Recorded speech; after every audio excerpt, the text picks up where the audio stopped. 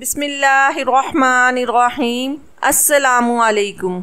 मेरा नाम मुगीस है। मेरा ताल्लुक शेखपुरा से है। मेरे वालिद एक मजदूर हैं। दिन भर काम करने के बाद रोजी कमाते हैं। अम्मा लोगों के कपड़े सिलाई करती थी। मेरे अब्बा की आमदनी इस कदर कम है कि अम्मा की जरूरियात पूरी नहीं हो पाती। हर वक्त पैसे को लेकर घर में लड़ाई झगड़े चलते रहते। हम 4 बहन भाई थे, मगर चारों के अखराजात उठाने वाला अब्बा अकेला था। मैं ज़हनी तौर पर बहुत ज़हीन था। पढ़ने लिखने में हमेशा अव्वल रहता था, मगर घर के वसाइल इतने ना थे कि मैं अपनी तालीम जारी रख सकता। अब्बा का कहना था कि मैं उनके साथ जाऊं और काम करूं, जबकि मैं आगे पढ़ना चाहता था, जिसके लिए मैंने बहुत जतन भी किए। मेरी अम्मा ने मुझे हाफिज़े कुरान बनाया, साथ ही साथ दुनियावी तालीम भी दिलवाई। मैंने अपनी दीनी तालीम के साथ बच्चों को कुरान पाक पढ़ाना शुरू कर दिया, जिससे थोड़ी बहुत रकम मिल जाती थी। अब्बा ने मेरे छोटे भाई को भी काम पर डाल दिया था। मैं अक्सर अब्बा से मार खाता, लेकिन मेरी एक ही जिद थी कि मुझे पढ़ना है। मेरी कोशिश और लगन ही थी जिसने मुझे आगे बढ़ने की ताकत दी, वरना छोटे भाई की तरह हिम्मत हार जाता तो लोगों के काम ही करता रह जाता। मैंने तमाम बच्चों से जल्दी कुरान पाक हिफ्ज किया और फिर अपने बलबूते पर आगे तालीम हासिल करने का सोचा। मैं स्कूल से मैट्रिक करने के बाद जब कॉलेज गया और वहाँ जाकर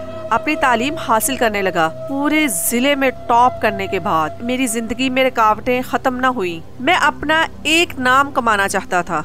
अब्बा की तरह लोगों के घरों में जाकर पेंट करना मुझे बिल्कुल पसंद नहीं था। अब तो अम्मा भी साथ छोड़ने लगी थी। अब्बा की जिद में वो हमसे भी जिद बांधने लगी थी। बात बात पर ताने देती और हर बात में अब्बा के सामने हमें कर देना अम्मा का पसंदीदा मशगला हो गया था। अम्मा का बदलता रवैया मेरी समझ से बाहर था, और जब गलती से वजह पूछ लेता तो उनकी जबान पर एक ही बात होती कि अपने बाप की नस्ल हो वैसे की ही होगी।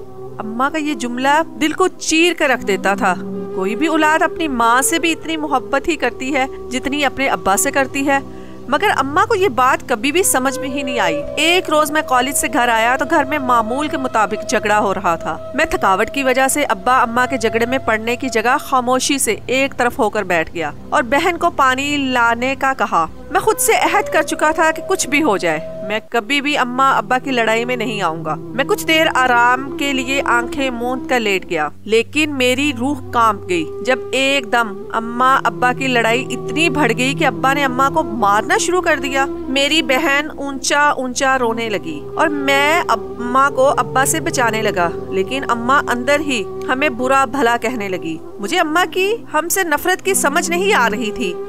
आखिरकार बहुत अरसे तक ये लड़ाई झगड़े चलते रहे। मैं घर बार से बहुत तंग आ गया था, इसीलिए ज्यादा वक्त बाहर ही रहता था। जब जब घर आता तो अम्मा गुस्से से बोलने लगती। मेरी समझ से बाहर था कि ऐसा क्या करूं जो सब ठीक हो जाए। मैं बिल्कुल बेबस हो चुका था। अम्मा के घर वाले काफी अमीर थे। अम्मा के अब्बा से जब लड़ाई होती वो अब्बा को गरीबी का ताना देती। मुझे अम्मा पर बहुत अफसोस होता। एक रोज मैं शहर से घर आ रहा था जब मैंने रास्ते में अम्मा को किसी गैर मर्द के साथ कहीं जाते हुए देखा। मेरी हैरत की इंतहा न रही। मैं तजस्सुस के मारे अम्मा के पीछे चल पड़ा।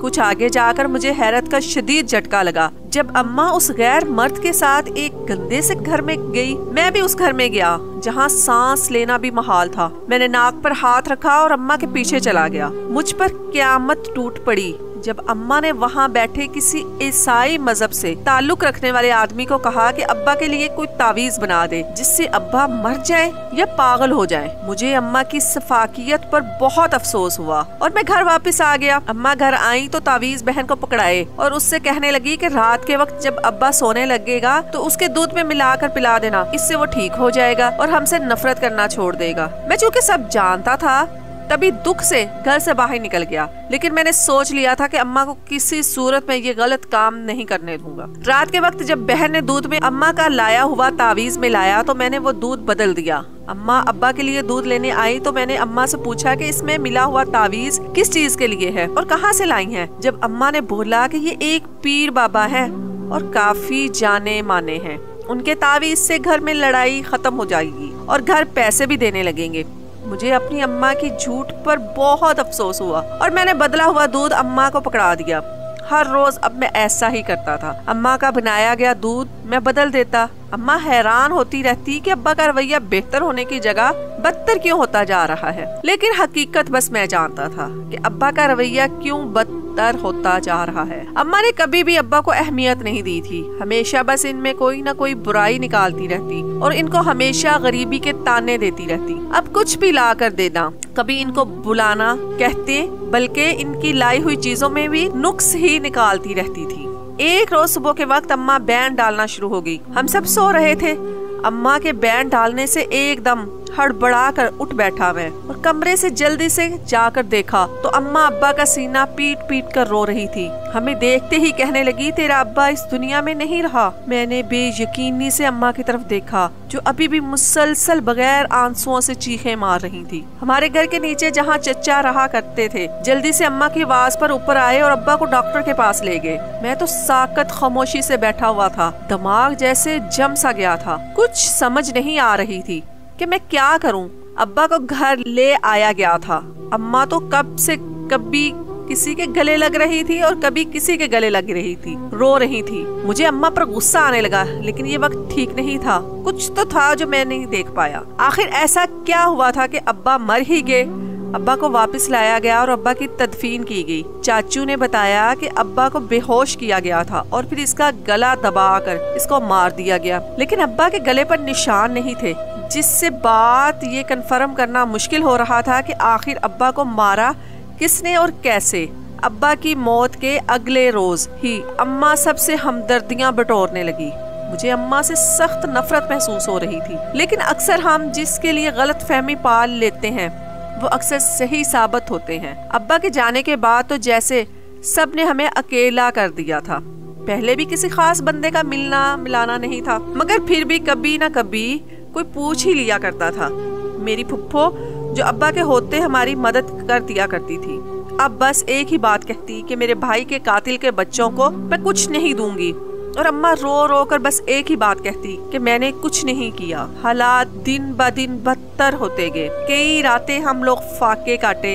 एक रोज घर का दरवाजा खटका। मैं जल्दी से नीचे गया तो देखा एक अजीब सा आदमी खड़ा है, जिसके हाथ और चेहरे पर बड़ा सा कट था। मुझे उससे देखकर मतली होने लगी, क्योंकि वो बहुत अजीब लग रहा था। मैंने उससे पूछा कि वो कौन है और यहाँ क्या कर रहा है। उसने मुझे अपनी पोटली में से एक काले रंग का लिफाफा दिया और कहा कि ये रात अपने तकिए के नीचे रख कर सोना। तुम्हारे बाप का कातिल तुम्हें ख्वाब में नजर आएगा और तुम मालदार हो जाओगे। इस फकीर की बात सुनकर मुझे हैरत का शदीद झटका लगा। इससे पहले मैं उसे मजीद तफसीलात लेता, अम्मा की आवाज पर मैंने पीछे मुड़कर देखा और जब दोबारा बाहर देखा तो वो वहाँ कोई मौजूद नहीं था। मैं परेशान कुन हालत में इस लिफाफे को पकड़ा और अंदर चला गया। पहली रात मुझे बहुत खौफ महसूस हुआ, मगर फिर मैंने हिम्मत करते इस लिफाफे को अपने तकिए के नीचे रख लिया। आधी रात का वक्त था जब मुझे ख्वाब में एक काले रंग के कपड़ों में आदमी नजर आया। मेरी आंख एकदम खुल गई और मैं हैरत से इधर उधर देखने लगा, लेकिन वहाँ कोई नहीं था। अगली सुबह मेरी हैरत से आंखें खुली की खुली रह गई जब मुझे एक कंपनी जिसमें मैंने इंटरव्यू देकर आया था वहाँ से नौकरी के लिए कॉल आ गई। मुझे अच्छी तनख्वाह पर नौकरी मिल गई। फकीर की बात सच साबित हो रही थी। अब तो मैं यूनिवर्सिटी में भी दाखिला ले सकता था। मेरी तो खुशी की कोई इंतहा ही नहीं रही। मुझे अभी भी यकीन नहीं आ रहा था कि मेरे साथ ऐसा भी हो सकता है। मैं खुशी से झूमने लगा। घर जाकर अम्मा को जैसे ही अपनी नौकरी की खबर दी तो मेरी हैरत से आंखें फटी की फटी रह गई जब उन्होंने कहा कि तो इसमें इतना खुश होने वाली क्या बात है, ढूंढनी नहीं थी नौकरी, खुश तो ऐसे हो रहे हो जैसे सोना हाथ लग गया हो। अम्मा की बात सुनकर मेरा हल्क तक कड़वा हो गया। बहरहाल मेरी बहन ने मुझे मुबारकबाद दी और कहा कि अम्मा की बातों पर ध्यान ना दो। मैं भी अम्मा की बातों को नजरअंदाज करके अगले रोज की तैयारी करने लगा। अगली सुबह मेरे लिए खुशियों भरी थी।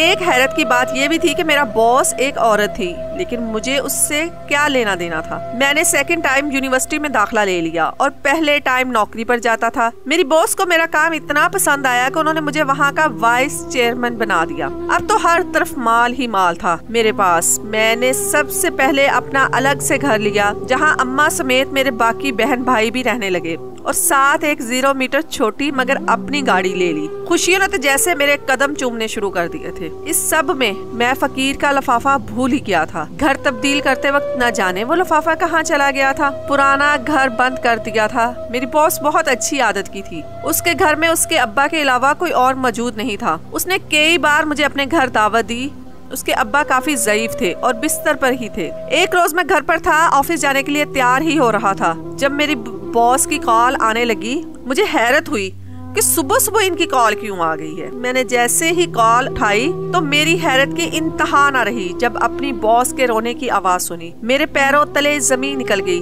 जब बॉस ने कहा कि उसके अब्बा इस दुनिया में नहीं रहे। मैं जल्दी से अपनी बहन को लेकर अपनी बॉस के घर गया। मेरी हैरत की इंतहा न थी जब मेरी बॉस ने कहा कि मेरे अब्बा को खुद कब्र में उतारना और ध्यान रखना कोई इनकी तरफ देखे ना।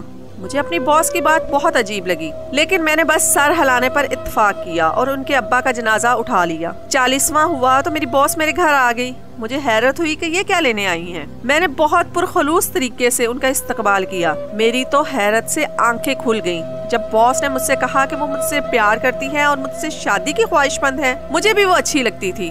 तभी अम्मा से बात की रिश्ते की, मगर अम्मा ने साफ इनकार कर दिया। अब तो मुझे यकीन होने लगा था कि अम्मा हम लोगों को खुश देखकर राजी ही नहीं थी। मुझे अम्मा से अब नफरत होने लगी। मैंने आज तक इतनी खुदगर्ज औरत नहीं देखी जिसको सवाए अपने कोई दूसरा शख्स नजर ही नहीं आता था। मैंने भी इस बार जिद ठान ली थी कि कुछ भी हो जाए मैं अपनी मर्जी करके ही रहूंगा। मैंने अपनी बॉस को शादी के लिए हाँ कर दी और 1 हफ्ते के अंदर अंदर अम्मा से छुपकर मैंने अपनी बॉस से शादी कर ली। मैंने पसंद की शादी की थी। अम्मा को मेरी बीवी से नफरत थी।